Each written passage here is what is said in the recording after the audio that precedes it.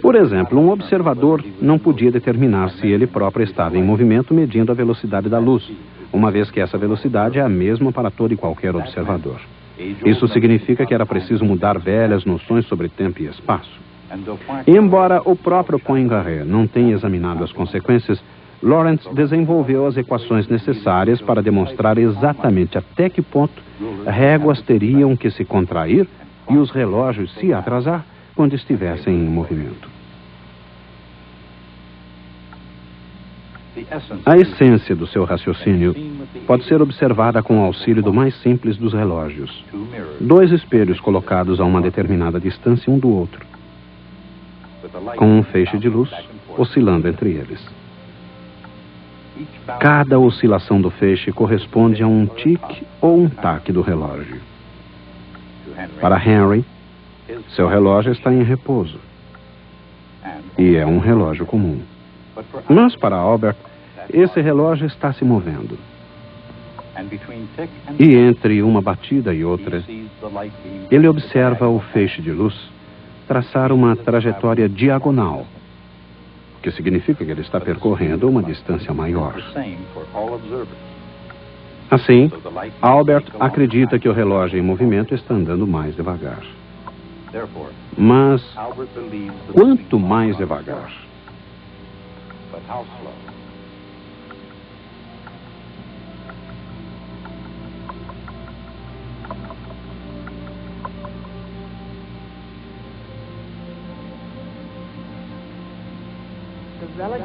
A relatividade do tempo é obtida do triângulo retângulo formado pelas distâncias percorridas.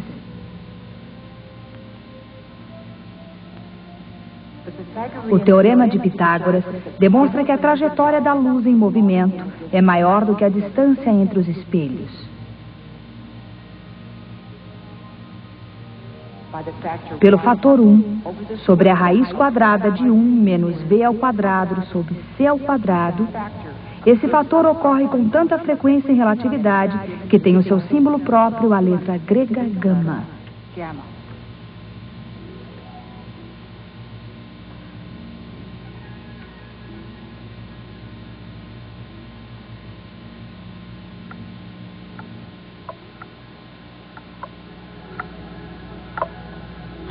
Assim, para um observador parado, um relógio em movimento parece andar muito devagar por um fator gama.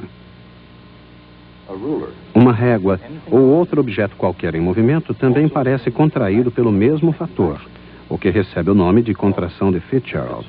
É mais conhecida como contração de Lorentz. Para velocidades muito menores que a velocidade da luz, gama não é muito grande. Por exemplo, a Terra, em seu movimento em torno do Sol, devido a essa velocidade, é reduzida em seu tamanho de uma grandeza que corresponde à espessura de uma folha de capim. Quanto a velocidades na Terra, Lorentz estava ocupado desenvolvendo sua teoria quando a locomotiva a vapor superou a barreira dos 160 km por hora.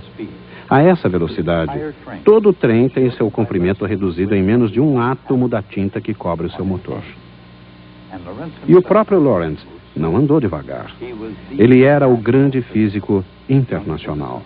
Jovens físicos de todo o mundo assistiam às suas palestras na Universidade de Leiden, na Holanda, onde era professor há um quarto de século. Entre os que estiveram em Leiden estava Albert Einstein. Através dos anos, Lorentz teria uma enorme influência profissional e pessoal sobre Einstein. Pouco antes de sua morte, Einstein disse: "Admirei e amei Lorentz, talvez mais do que qualquer outra pessoa que eu tenha conhecido." Mas foi o trabalho de Lorentz, como um físico teórico, que ultrapassou o privilegiado círculo dos seus amigos e se propagou livremente através do tempo e do espaço. Sabendo que estava no caminho certo, Lorentz investigou as consequências até onde lhe foi possível. Se objetos em movimento parecem menores e relógios parecem andar mais devagar, como podem então duas pessoas movimentando-se uma em relação à outra concordar sobre uma descrição consistente de onde e quando algum evento ocorreu? Para responder a essa questão, é preciso uma série de equações em substituição às velhas transformações de Galileu. Essas equações não foram difíceis de serem encontradas, mas algumas das suas implicações foram difíceis de se acreditar. Na relatividade de Galileu, a posição de um ponto X, linha, num sistema de referência móvel, está relacionada à sua coordenada X num sistema fixo, através da equação X menos VT. Lorentz descobriu que para a nova relatividade isso deveria ser multiplicado pelo fator gama. Essa é a equação ao longo da direção do movimento. Em direções perpendiculares ao movimento, as distâncias são as mesmas em ambos os sistemas de referência. Quanto ao tempo, embora os relógios possam ser sincronizados em qualquer sistema de referência, a hora que eles mostram depende de onde eles estiverem.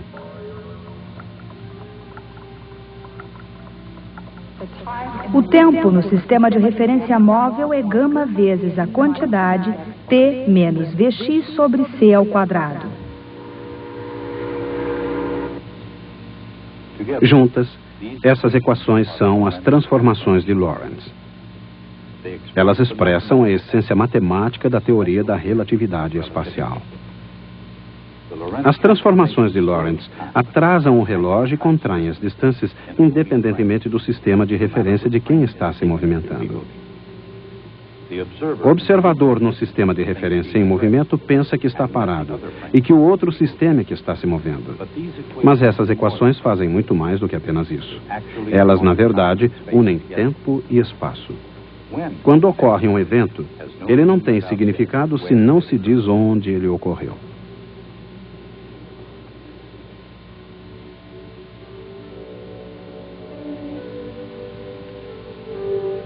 Em 1904, Holanda. Lorentz publica a versão definitiva de sua teoria do elétron. Ela contém as equações essenciais da teoria da relatividade. Mas não se sabia nada sobre Albert Einstein, o que levou alguns a dizer que a história lhe deu mais crédito do que merecia. 1905, Berna, Suíça. Einstein, um jovem estudante de física que ganhava a vida como funcionário do departamento de patentes, mostra-se preocupado com as aparentes inconsistências da física. Será que se pode tornar consistentes a inércia e as leis da mecânica com as teorias da ótica e do eletromagnetismo de Maxwell? Einstein achava que sim. Mesmo que isso significasse abdicar não só o éter, mas os significados tradicionais de tempo e espaço. Einstein formula dois postulados fundamentais. O primeiro é o princípio de relatividade de Poincare. As leis da física são as mesmas em todos os sistemas inerciais de referência. Seu segundo postulado afirma que a velocidade da luz é a mesma para todo e qualquer observador. Einstein simplesmente se apropria do fenômeno que Lorentz vinha tentando explicar. Desses dois únicos postulados, Einstein deduz exatamente as mesmas equações descobertas antes por Lorentz. Só que agora elas têm um significado muito diferente. Os conceitos fundamentais de espaço e tempo passam a ser interligados. A essência da ideia pode ser compreendida visualizando-se o tempo como se ele fosse uma outra dimensão. Albert, parado no espaço, flui através do tempo. De maneira que uma linha vertical representa um ponto fixo, x igual 0, em seu sistema de referências.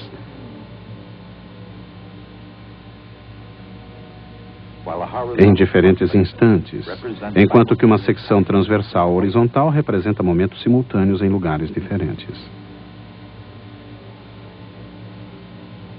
Por outro lado, alguém em movimento, Galileu, por exemplo, traça uma trajetória oblíqua.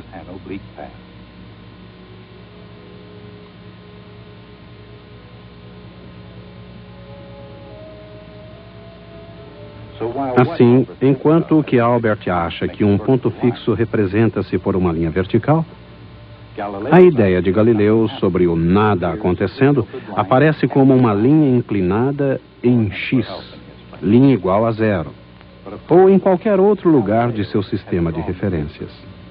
Mas é claro que se Galileu tivesse feito esse desenho,